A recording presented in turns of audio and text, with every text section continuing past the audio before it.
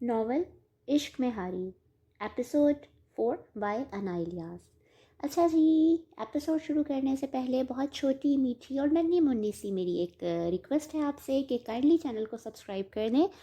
Views میرے بہت سارے آ چکے ہیں، واچ ٹائم بھی ہے، بٹ سبسکرائبرز جو ہیں وہ آتے ہیں، سبسکرائبرز تو نہیں کہوں گی، ویورز آتے ہیں اور بس اپنا پسند کا ناول سنتے ہیں اور چلے جاتے ہیں، لیکن چینل کو سبسکرائب نہیں کرتے۔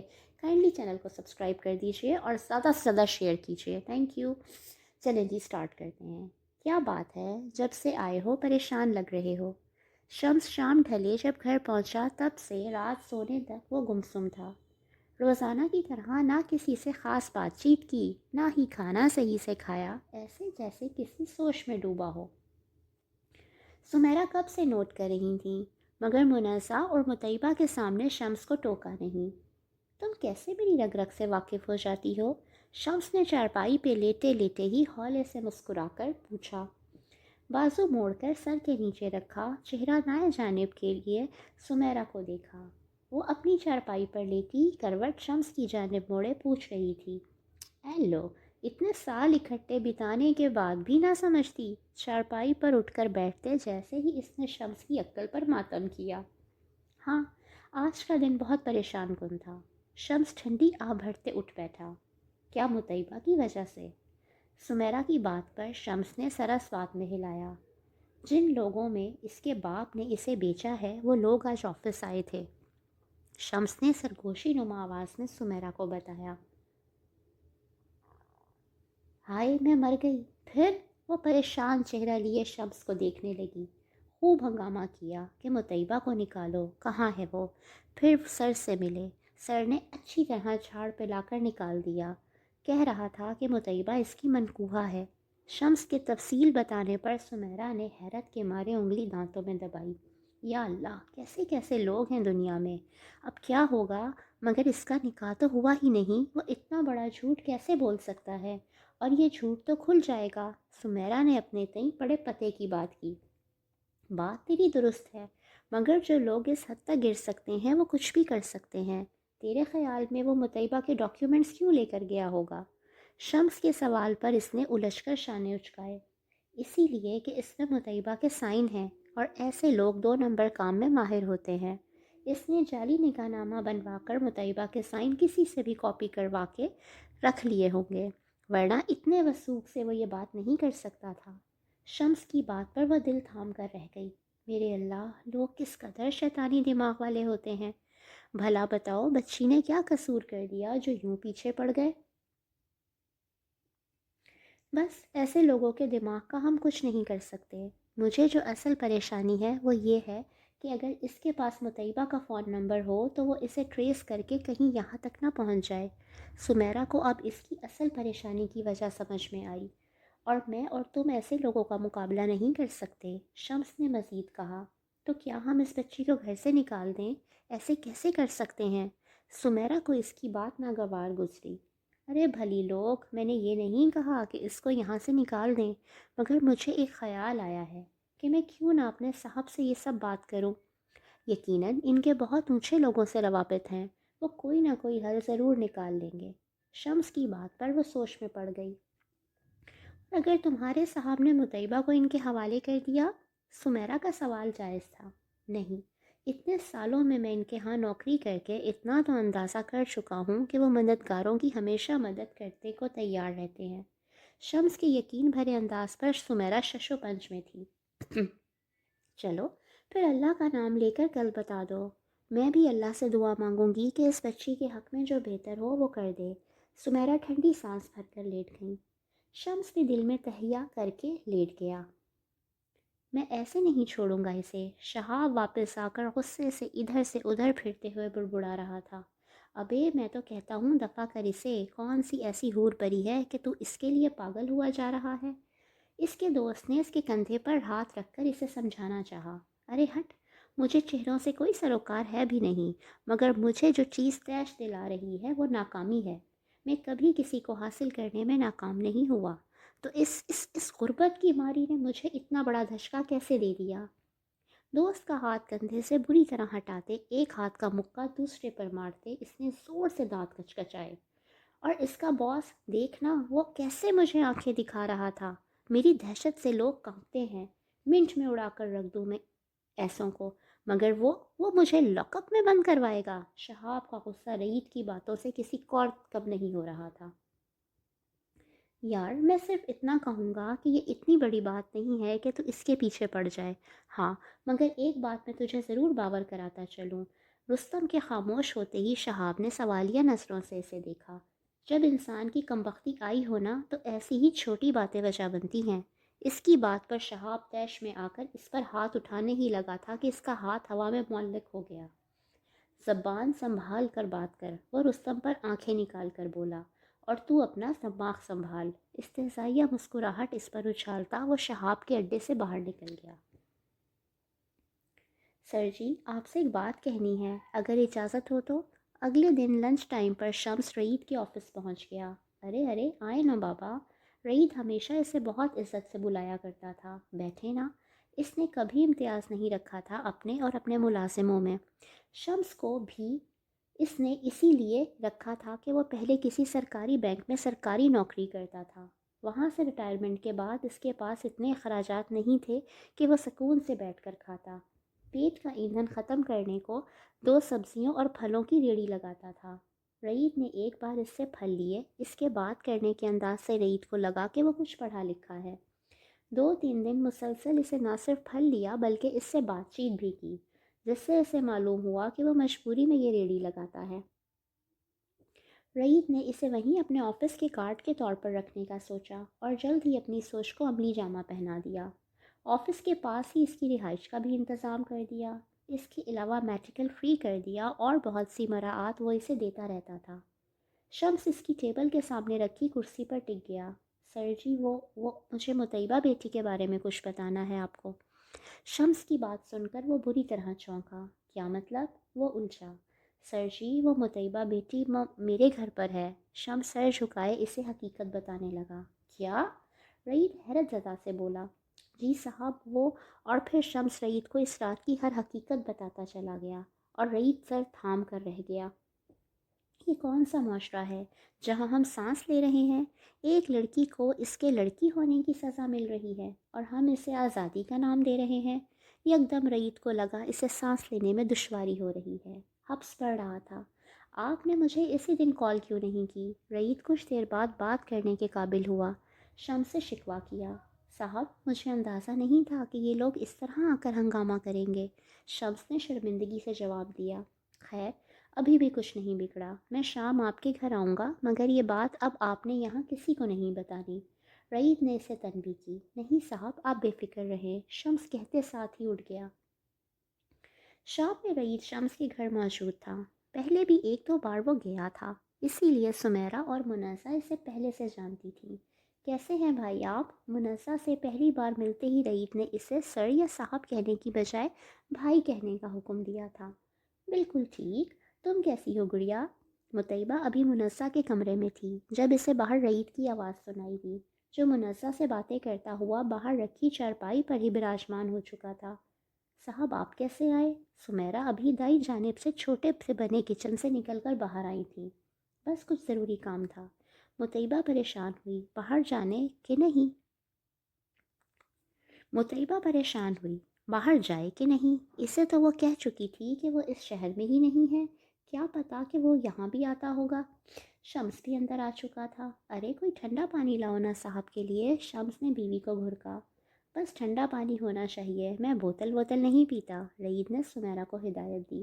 چائے تو پئیں گے نا؟ سمیرہ نے ہچکچاتے ہوئے پوچھا. جی جی بالکل. رعید نے فوراً سر اسپات میں ہلایا. بابا مطیبہ کو بلائیں. رعید نے شمس سے کہا. مطیبہ اس کی بات سن کر ششدر رہ گئی. وہ کیا کہہ رہا تھا؟ اس کو بلانے کا کیوں کہہ رہا تھا؟ وہ پریشان ہوئی. اور شمس بابا نے کیا بتا دیا اسے اپنی موجودگی کا؟ مطیبہ پریشان ہو اٹھی. شمس کمرے کی جانب بڑھا. بیٹا باہر آئیں. شمس دروازہ کھٹکھٹا کر کمرے میں داخل ہوا جہاں وہ پریشان چہرہ لیے بیٹھی تھی. آپ نے سر کو بتا دیا؟ وہ بے یقین نظریں اس پر گاڑے دکھی لہجے میں بولی. بیٹا باہر آئیں پھر بتاتا ہوں آپ کو. شمس اصرار کرنے لگا. مطیبہ کا دل برا ہو گیا. بادلے ناخواستہ وہ باہر آئی.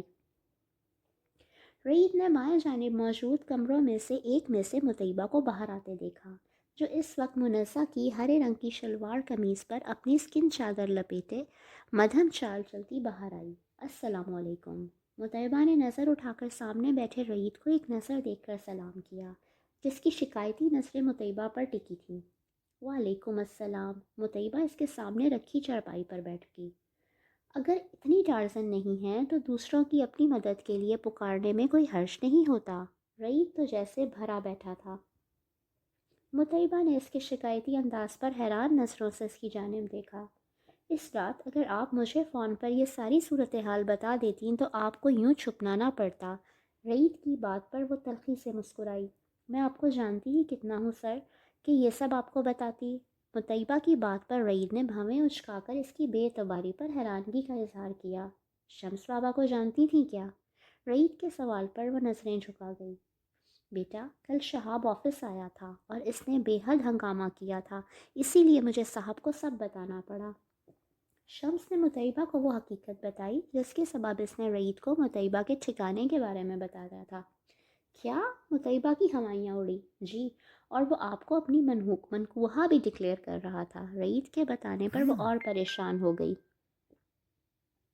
مگر میں تو اس کو جانتی تک نہیں، کجا کے نکاح؟ مطیبہ نے اپنی بات کلیئر کرنا چاہی۔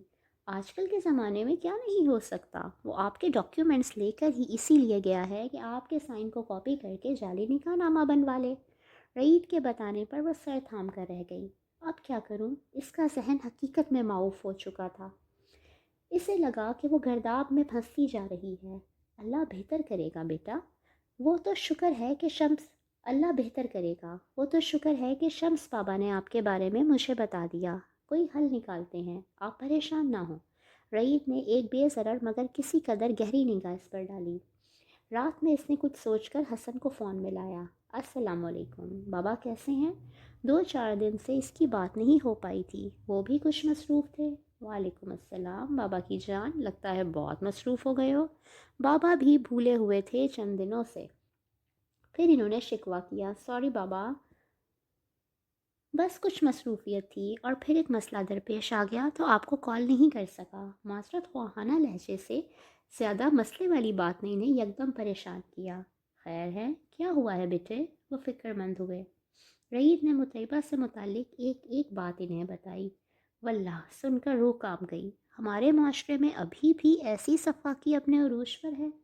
جس امت میں اللہ نے بیٹیوں کو رحمت بنا کر بھیجا، وہاں ابھی بھی ایسے باپ ہیں جو انہیں اپنی غرض کے لیے استعمال کرتے ہیں۔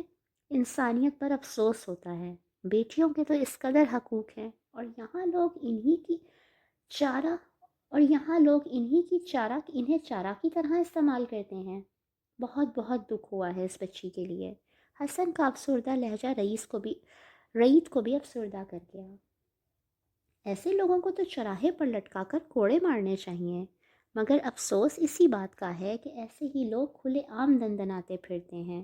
ارے بیٹیاں تو دنیا کی میلی نظروں سے چھپا کر رکھنے والی چیز ہوتی ہیں، ایسے سرے عام کون ان کو بیچتا ہے؟ بیٹا تم جس حد تک ہو سکے اس لڑکی کی حفاظت کرو۔ ان کے لہجے کا دکھ ختم ہونے کا نام ہی نہیں لے رہا تھا۔ بابا میں نے ایک فیصلہ کیا ہے، اگر آپ اس میں میرا ساتھ دیں۔ رعید نے اب فون کرنے کا اصل مقصد بتانے کا فیصلہ کیا۔ ہاں ہاں بیٹا ضرور بتاؤ، انہوں نے اسے اجازت دی۔ بابا، جس طرح وہ شخص نقلی نکاح نامہ بنوا چکا ہے، ہمارے یہاں کے جاہل جج اور وکیل چند ہزاروں اور لاکھوں کے عوض اسے اصل ہی مان لیں گے۔ آپ جانتے ہیں اس ملک میں چند پیسوں کے بدلے کسی کو بھی خریدا جا سکتا ہے۔ رعید کی بات سے انہیں 100% اتفاق تھا۔ میں اس لڑکی کے ساتھ نکاح کرنا چاہتا ہوں تاکہ ایک مضبوط رشتے میں بند کر میں بہتر انداز میں اس کی مدد کر سکوں، کیونکہ وہ شمس بابا کے گھر بھی تبھی تک محفوظ ہے جب تک ان درندوں کو اس کا علم نہیں۔ اگر انہیں علم ہو گیا تو مجھے ڈر ہے کہ وہ اسے وہاں سے اغوا کرنے میں ایک پل بھی نہیں لگائیں گے۔ رعید نے اپنی بات انہیں سمجھانی چاہی۔ بیٹا میں نے پہلے ہی تمہیں کہا ہے کہ اس لڑکی کی جس حد تک حفاظت کر سکتے ہو کرو، میں ہر طرح تمہارے ساتھ ہوں۔ تمہاری سوچ بے حد اچھی ہے، مگر ایک بات کا خیال رکھنا۔ اس کی سوچ کو سراہتے وہ اسے تنبیہانہ انداز میں بولے۔ جی بابا بولیں۔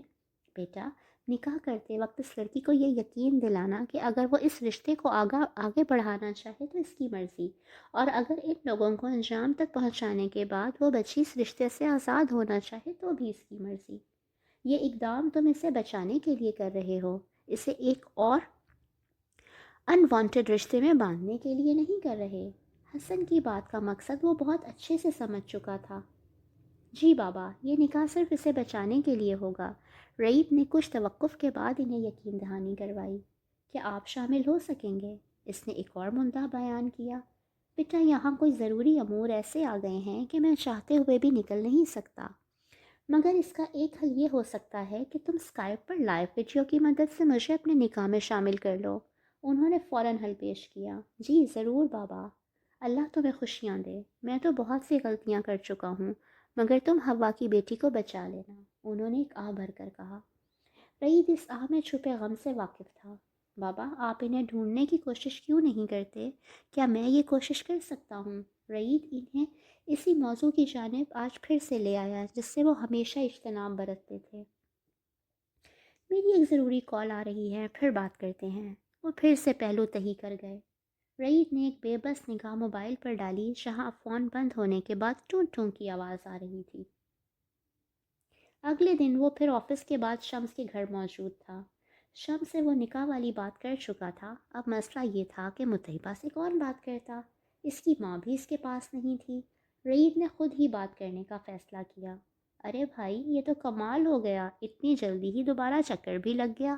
منزہ نے مسکراتے ہوئے دروازہ کھولا، لطیف سا طنز بھی کیا۔ بس دیکھ لو، کبھی کبھی ایسا بھی ہو جاتا ہے۔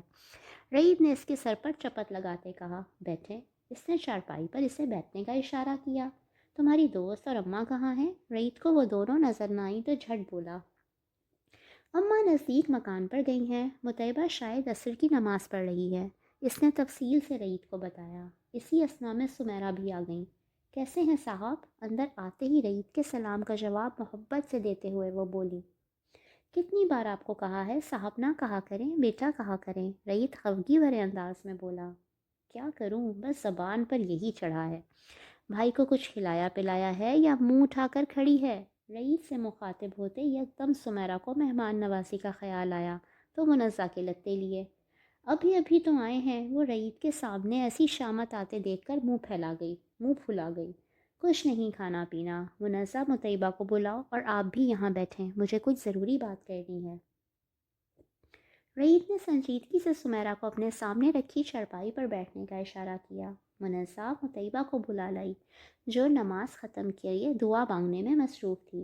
رئیت بھائی تمہیں بلا رہے ہیں، کمرے میں آتے مطیبہ سے مخاطب ہوئی۔ وہ جائے نماز سمیٹ کر دھڑکتا دل لیے باہر آئی۔ نہ جانے اب شہاب نے کیا کر دیا ہے، پریشانی عروج پر تھی، خود سے بھی مخاطب ہوتی باہر آئی۔ اسے باہر آتا دیکھ کر رئیت نے سر اٹھایا۔ مطیبہ نے نظر ملتے ہی سلام کیا۔ کیسی ہیں آپ؟ سلام کا جواب دیتے اس نے ہنوز سنجیدہ لہجے میں پوچھا۔ ٹھیک، وہ مختصر سا جواب دیتی سمیرہ کے قریب ہی ٹک گئی۔ مجھے آپ سے کچھ ضروری بات کرنی ہے، خاص طور پر مطیبہ کی رائے اور ان کی اجازت چاہیے۔ اس کی بات پر تینوں نے چونک کر اسے دیکھا۔ رئیت نے ایک نظر مطیبہ پر ڈال کر موڑ لی۔ میں نے اس سب مسئلے کا ایک حل یہی نکالا ہے کہ مطیبہ کا کسی سے نکاح کروا دیا جائے تاکہ ایک مضبوط رشتے میں بندھ کر ان کا شوہر بہتر انداز میں شہاب کا مقابلہ کر سکے۔ رئیت کی پہلی بات پر وہ جو سر جھکائے بیٹھی تھی جھٹکے سے سر اٹھایا، کیونکہ اس کا نکاح جعلی ثابت کرنے کے لیے یہ بہت ضروری ہے، اور دوسری بات کہ اگر اسے اس گھر کا علم ہو گیا کہ آپ یہاں چھپی ہوئی ہیں تو وہ یہاں آنے میں ایک پل کی بھی دیر نہیں لگائے گا، اور شمس بابا اور یہ لوگ اتنی ہمت والے نہیں ہیں کہ آپ کو بچا سکیں، نہ ہی میں آپ کو بچا سکوں گا، کیونکہ چاہے جعلی صحیح مگر بہرحال وہ نکاح کے پیپرز ہیں۔ اب کی بار رئیت مطیبہ سے مخاطب ہوا جو گمسم ہو چکی تھی۔ نکاح کون کرے گا اس سے؟ آخر ان تینوں میں سے سمیرہ نے خاموشی توڑی۔ میں؟ رئیت کی بات پر مطیبہ نے پھٹی پھٹی نظروں سے اسے دیکھا۔ کیا کہہ رہے ہیں آپ؟ بالآخر وہ بول اٹھی۔ میں جانتا ہوں یہ سب آپ کے لیے عجیب ہے مگر اس سے بھی زیادہ مخلص طریقے سے میں آپ کی مدد نہیں کر سکتا۔ اور یہ صرف نکاح ہے تاکہ آپ کی حفاظت کرتے وقت کوئی قانون مجھے چیلنج نہ کر سکے کہ تم کس رشتے سے اس لڑکی کی مدد کر رہے ہو۔ آپ خود سوچیں، ایسے میں کیا جواب دوں گا؟ رعید نے کھل کر بات بتائی۔ مطیبہ شش و پنج میں تھی۔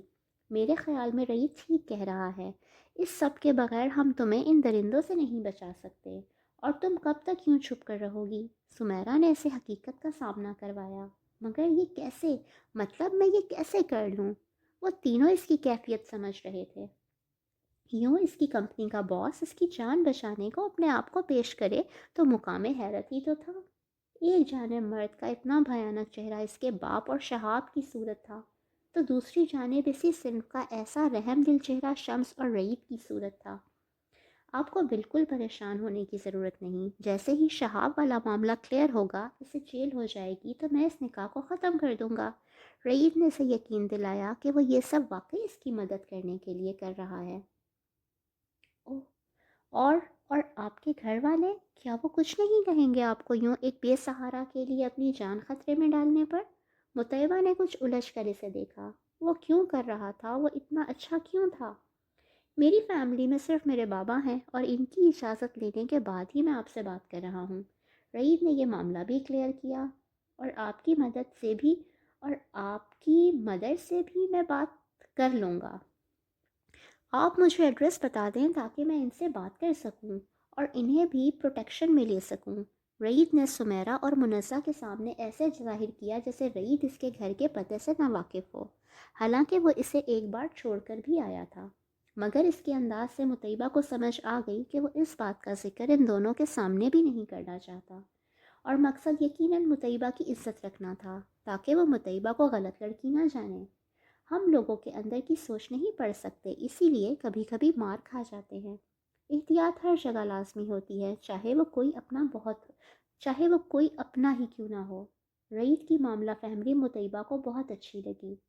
منزہ ایک پیپر اور پین دینا؟ مطیبہ کے کہنے پر منزہ فوراً کمرے میں بڑھی۔ بیٹا، اللہ تمہیں اس نیکی کا یقیناً بہت اجر دے گا، سمیرا آنکھوں کی نمی صاف کرتے ہوئے بولی۔ وہ کل کی خود بھی بہت پریشان تھی۔ یوں اچانک اس بچی کے لیے اللہ ایسا مضبوط سہارا بھیجے گا وہ سوچ بھی نہیں سکتی تھی۔ رعید نے سمیرا کی دعا پر ایک نظر سامنے بیٹھے سر جھکائے سر پر ڈال کر آمین کہا۔ منزہ جیسے ہی کاپی اور پین لائی، مطیبہ نے اس پر اپنے گھر کے ساتھ موجود شمیم کے گھر کا ایڈریس لکھ دیا۔ بیٹا، میرا خیال ہے کہ پہلے تم ماں سے فون پر بات کر لو، بلکہ میں کر لیتی ہوں اور اس کے گھر کے حالات بھی پتہ کر لیتی ہوں۔ یہ نہ ہو کہ شہاب اسی بات کی تاک میں لگا بیٹھا ہو کہ تم کب وہاں جاؤ، یا کوئی ایسا ذریعہ وہاں جائے جس سے ہوتا وہ تم تک پہنچے۔ اور رعید کو تو وہ پہلے ہی سازشی گردان چکا ہے۔ منزہ کی بات پر ان تینوں نے سر ہلایا۔ بالکل صحیح بات ہے، میں تو اس کے سامنے آ چکا ہوں، یہ نہ ہو